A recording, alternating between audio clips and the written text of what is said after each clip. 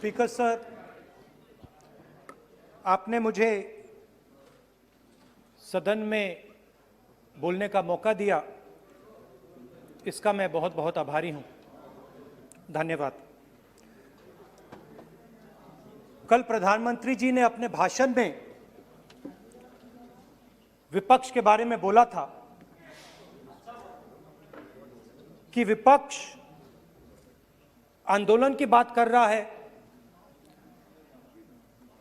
मगर जो कृषि कानून है उनके कंटेंट के बारे में और उनके इंटेंट के बारे में विपक्ष नहीं बोल रहा है। तो मैंने सोचा आज प्रधानमंत्री जी को खुश करें और जो 3 किसान के बिल हैं, खेती के बिल हैं, उनके कंटेंट का और इंटेंट का की बात करें। हाँ, बजट पे बोलेंगे। आप शांत हो जाइए प्लीज। मालूम है किसान का मुद्दा भी बजट का मुद्दा है, आप उनका आदर कीजिए।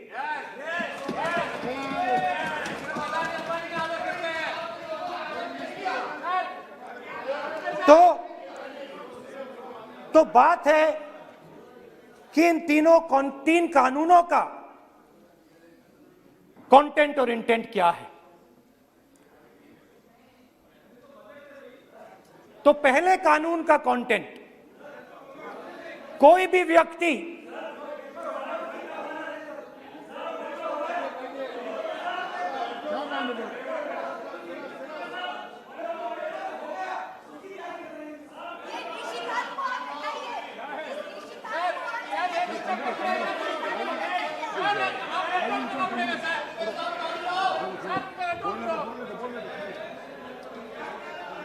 तो पहले कानून का कंटेंट क्या है? पहले कानून का कंटेंट है कि कोई भी व्यक्ति देश में कहीं भी कितना भी अनाज, सब्जी, फल खरीद सकता है, जितना भी खरीदना चाहता है खरीद सकता है। तो अगर खरीदी देश में अनलिमिटेड खरीदी होगी तो मंडी में कौन जाएगा? मंडी में कौन जाके खरीदेगा? तो पहले कानून का कंटेंट मंडी को खत्म करने का है। इसका लक्ष्य मंडी को खत्म करने का है। दूसरे कानून का कंटेंट क्या है कि बड़े से बड़े उद्योगपति जितना भी अनाज, जितना भी फल, जितनी भी सब्जी स्टोर करना चाहते हैं वो स्टोर कर सकते हैं, कोई लिमिट नहीं, जितना वो होल्ड करना चाहते हैं कर सकते हैं। दूसरे कानून का कंटेंट एसेंशियल कमोडिटीज एक्ट को खत्म करने का। दूसरे कानून का कंटेंट जमाखोरी को अनलिमिटेड तरीके से हिंदुस्तान में चालू करने का। अब तीसरा भी कानून है। तीसरा कानून का कंटेंट जब एक किसान हिंदुस्तान के सबसे बड़े उद्योगपति के सामने जाकर अपने अनाज के लिए, अपनी सब्जी के लिए, अपने फल के लिए सही दाम मांगे तो उसे अदालत में नहीं जाने दिया जाएगा। तीसरे कानून का कंटेंट आपको याद होगा,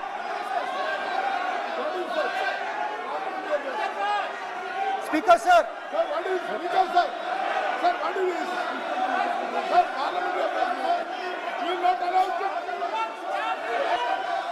व्यवस्था दे रहा हूं। डरते क्यों सुनो तू हिलिया सब पागल सुन अपने स्पीकर सर, दादा स्पीकर सर, आप बजट फैमिली प्लानिंग का आप बजट पर बात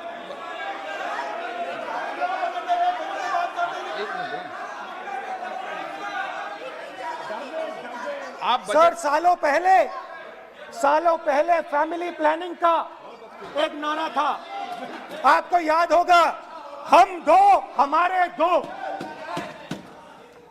अब मैं इंटेंट की बात करता हूं, कानून के इंटेंट की बात।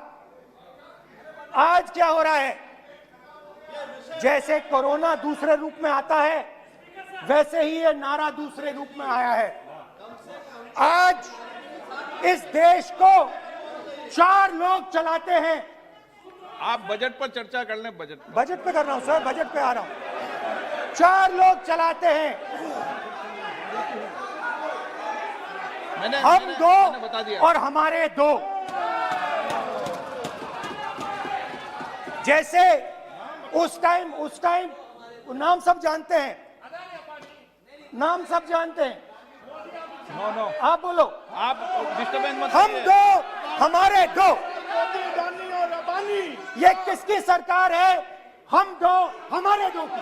माननीय सदस्य इधर तो आप आसन को पहले संबोधित करें। कानून का इंटेंट बताता हूं। आप आसन को संबोधित करें। पहले कानून का इंटेंट माननीय सदस्य आप आसन कि को हमारे संबोधित दो करें। मित्रों में से एक जो सबसे बड़ा मित्र है, उसको पूरे हिंदुस्तान के अनाज, फल और सब्जी को बेचने का अधिकार। यह है पहले कानून का इंटेंट। नुकसान किसका होगा? नुकसान ठेले वालों का होगा, नुकसान छोटे व्यापारियों का होगा, नुकसान जो लोग मंडी में काम करते हैं, लाखों लोग, उनका होगा।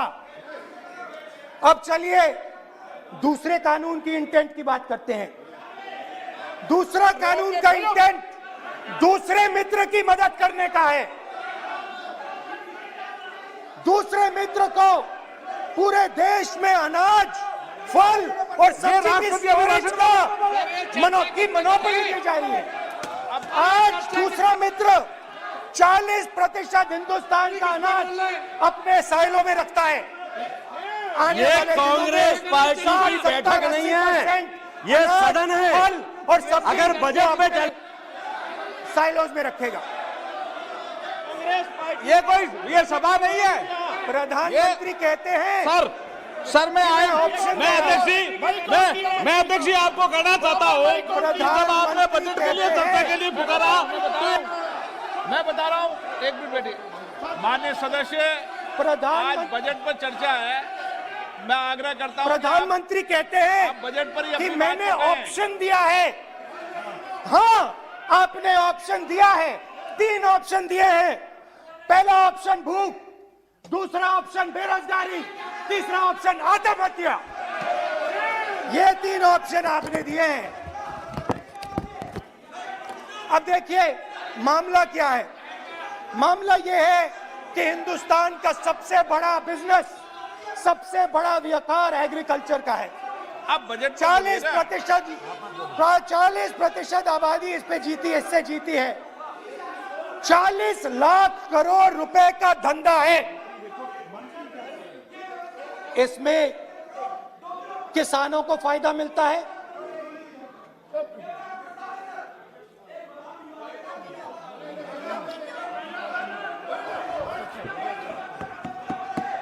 तो दूसरे कानून का थोड़ा मैं इंटेंट समझा देता हूं। दूसरे कानून का इंटेंट है, पानी दो, पानी गिर जाएगा, पानी दो। दूसरे कानून का इंटेंट है कि एक व्यक्ति को आप पूरे देश के अनाज की स्टोरिंग की मोनोपोली दे दो, और जब किसान अपने अनाज के लिए सही दाम मांगने जाएगा तो जिसके पास स्टोरेज की मोनोपोली होगी वो मार्केट में अनाज डालेगा और किसान से कम पैसे में खरीद करेगा। और जब वही किसान कंज्यूमर बन के अपना ही माल खरीदने जाएगा तो वही व्यक्ति अपने गोदाम से जब बजट पे चर्चा है सर, बजट पे चर्चा है, राष्ट्रपति अभी भाषण पे आपने चर्चा समाप्त कर दी, प्रस्ताव पास करके राष्ट्रपति जी को भेज दिया, अब उसी पे चर्चा करके राष्ट्रपति जी का भी और आपका भी अपमान कर रहे हैं सर, ये आपका भी अपमान कर रहे हैं, सदन का भी अपमान कर रहे हैं सर ये। कि इस देश की जो रीढ़ की हड्डी है, किसान, मजदूर, छोटे दुकानदार, व्यापारी, उस रीढ़ की हड्डी को तोड़ के टुकड़े टुकड़े करके दो मित्रों को दे दो। Sir rule 218 sir rule 218 sir rule sir the debate on appropriation bill shall be restricted. The debate on appropriate bill shall be restricted to the matters of the public importance or administrative clausely employed in the grants covered by the bill which have not already been raised while the relevant demands of grants were under consideration. I would like to remind him that he should restrict his speech to the budget. Number 2, and he is claiming that 40% of the groceries and other things, vegetables, they are kept in Adani's and Ambani's place. Let him prove that. Where from? He should place it on the table. He should place it on the table. Where can he get all these documents? Where statistics कहाँ से आए? इसको authenticate करना है. Record में नहीं जाएगी. चलिए बैठिए. आप बोलने दे रहे हैं क्या? सर आपने माइक बंद कर दिया. बोलने दीजिए. बैठिए. माइक बंद कर दिया सर आपने. सर बैठिए. आप क्यों डिस्टर्बेंस कर? आप बोलने दीजिए ना. आप कोई रूल बता रहे हैं क्या? आप कोई रूल बता रहे हैं? अधीर रंजन जी, अधीर रंजन जी, अधीर रंजन जी को बता जाए. अधीर रंजन जी. Sir, 2214. Sir, rule 214. Sir, discussion of a general character.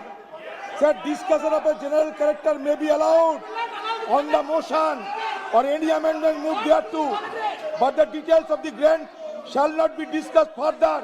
Then is necessary to develop the general point. Sir, discussion on general point is allowed. So discussion, it is the discussion on general point. Discussion of general point is allowed in the rule book. Discussion of general point. अच्छा budget में क्या agriculture मुद्दा नहीं है? Budget में क्या agriculture मुद्दा नहीं है? तो बजट में जब एग्रीकल्चर मुद्दा है तो बजट में क्यों चर्चा नहीं हो सकता एग्रीकल्चर? दादा, My point of order is simple. You listen to this, sir. Please. 349. It says, while the House is sitting, a member, 2, shall not interrupt any member while speaking by disorderly expression or noises or in any other disorderly manner. While Honorable Member Rahul Gandhi is speaking, तब तो विनोदी disturb कर रहा है.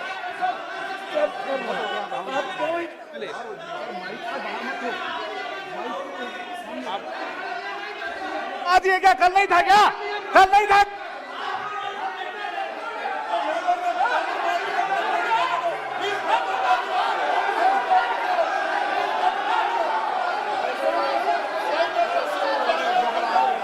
अडानी का नाम खुद ले दिया.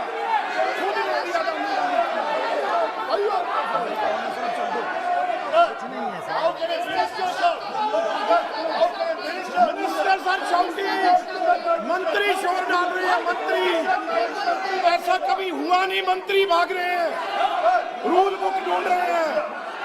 अरे क्यों घबरा गए? अभी तो बोले ही 5 मिनट है. अभी तो बोले ही 5 मिनट है. तो हम दो हमारे दो.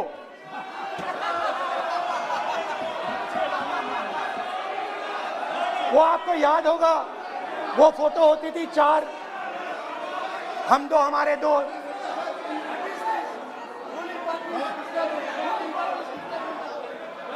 क्यूट से चेहरे थे, सुंदर सुंदर चेहरे, मोटे मोटे चेहरे. हम दो हमारे दो। खैर, इससे होगा क्या? जब ये कानून लागू होंगे तो जो इस देश के किसान हैं, इस देश के मजदूर हैं, छोटे व्यापारी हैं, इनका धंधा बंद हो जाएगा। इनमें से किसानों की खेत चली जाएगी, किसान को सही दाम नहीं मिलेगा, छोटे दुकानदारों की दुकान बंद हो जाएगी और सिर्फ दो लोग, हम दो और हमारे दो इस देश को चलाएंगे। हिंदुस्तान का फूड सिक्योरिटी का सिस्टम है वो नष्ट हो जाएगा और पहली बार सालों बाद एक बार फिर पहली बार हिंदुस्तान के लोगों को भूख से मरना पड़ेगा। रूरल इकोनॉमी नष्ट हो जाएगी और ये देश रोजगार नहीं पैदा कर पाएगा। ये नई चीज नहीं है। ये आप मत सोचिए कि ये नया अटेम्प्ट है, पहला अटेम्प्ट है। ये पहला नहीं है। ये काम प्रधानमंत्री ने हम दो हमारे दो के लिए पहले नोटबंदी में शुरू किया था। पहली चोट नोटबंदी थी। आइडिया किया था गरीबों से, किसानों से, मजदूरों से उनका पैसा लो, बैंक में डालो और हम दो हमारे दो के जेब में डालो। स्मॉल मीडियम सेक्टर को खत्म कर दिया, किसानों को बर्बाद कर दिया। वहां नहीं रुके, फिर गए जीएसटी, गब्बर सिंह टैक्स, 5 अलग अलग टैक्स और फिर से उन्हीं बेचारों पर आक्रमण, उन्हीं किसानों पर, उन्हीं मजदूरों पर, उन्हीं व्यापारियों पर आक्रमण। फिर कोरोना आता है। कोरोना के समय मजदूर चिल्ला चिल्ला के कहते हैं हमें बस का टिकट दे दीजिए, हमें ट्रेन का टिकट दे दीजिए। नहीं नहीं नहीं, तुम्हें नहीं मिलेगा, तुम पैदल घर जाओगे। एक मिनट माननीय सदस्य प्लीज। मगर टैक्स माफ जरूर होगा, माननीय सदस्य जरूर होगा। माननीय सदस्य, 5-10 उद्योगपतियों को टैक्स माननीय होगा। सदस्य प्लीज, एक मिनट बैठिए, एक मिनट बैठिए। मैं माननीय सदस्य से भी आग्रह कर रहा हूं, इधर भी आग्रह कर रहा हूं। माननीय सदस्य, आज बजट पर चर्चा है।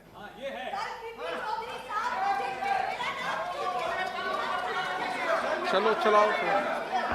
मैं आ रहा हूं सर बजट पे। सर मैं आ रहा हूं बजट पे। मैं सर 5 मिनट में बजट पे आ रहा हूं। मैं फाउंडेशन लगा रहा हूं अभी, फाउंडेशन।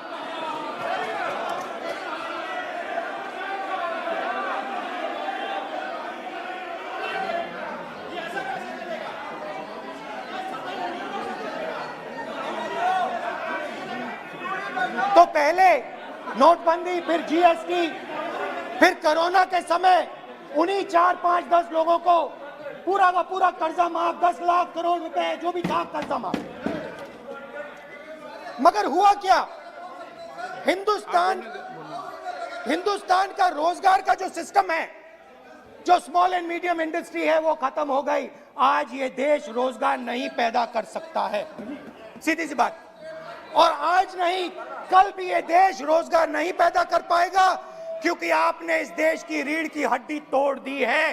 किसान की, मजदूर की, छोटे दुकानदार की, स्मॉल मीडियम बिजनेस की रीढ़ की हड्डी तोड़ दी।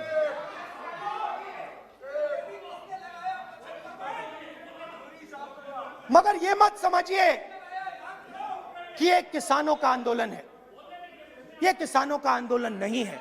आपको बात अभी समझ नहीं आई है। ये देश का आंदोलन है और ये किसान सिर्फ रास्ता दिखा रहा है। किसान अंधेरे में टॉर्च दिखा रहा है और एक आवाज से ये पूरा देश उठने वाला है।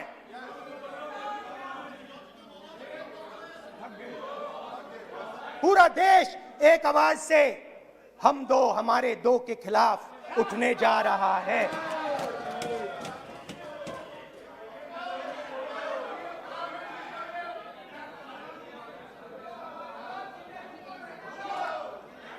और ये याद रखिए, मैं कह रहा हूं, लिख के ले लीजिए।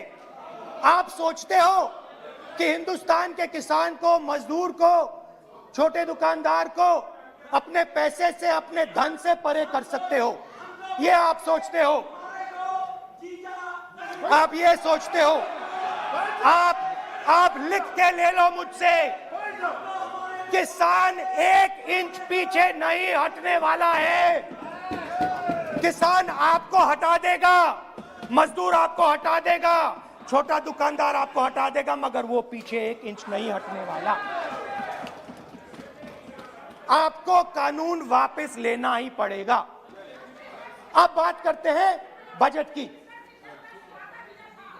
जब बजट पर बातचीत करने की बात उठी थी, प्रेसिडेंट एड्रेस पे बात करने की बात उठी थी, तो हमने कहा था, विपक्ष ने कहा था, हमें किसानों के आदर करने के लिए किसानों के सब्जेक्ट पे अकेला बोलने दीजिए, एक साथ हम सब मिलकर किसानों के मुद्दे पे बोलेंगे। स्पीकर सर ने सरकार से पूछा और सरकार ने कहा नहीं, किसानों के मुद्दे पर चर्चा नहीं होगी, बजट पे होगी और प्रेसिडेंट एड्रेस पे होगी, अलग चर्चा किसान के मुद्दे पे नहीं हो सकती। तो प्रोटेस्ट में मैं कह रहा हूं, मैं बजट पे आज यहां टिप्पणी नहीं करने वाला हूं। मैं आज सिर्फ किसान के मुद्दे पे बोलूंगा और उसके बाद मैं अपना मुंह चुप कर दूंगा। अंत में मैं कहना चाहता हूं कि जो 200 किसान शहीद हुए, उनको इन लोगों ने श्रद्धांजलि नहीं दी। मैं सब सांसदों से कहना चाहता हूं, मैं अपने भाषण के बाद 2 मिनट शहीदों के लिए मौन रहूंगा। आप मेरे साथ खड़े हो जाइए। धन्यवाद।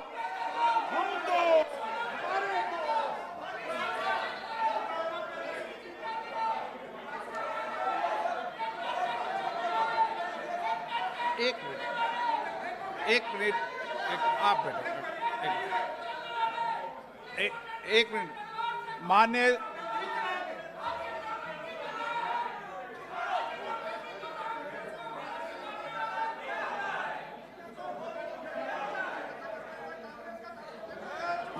सदस्यगण,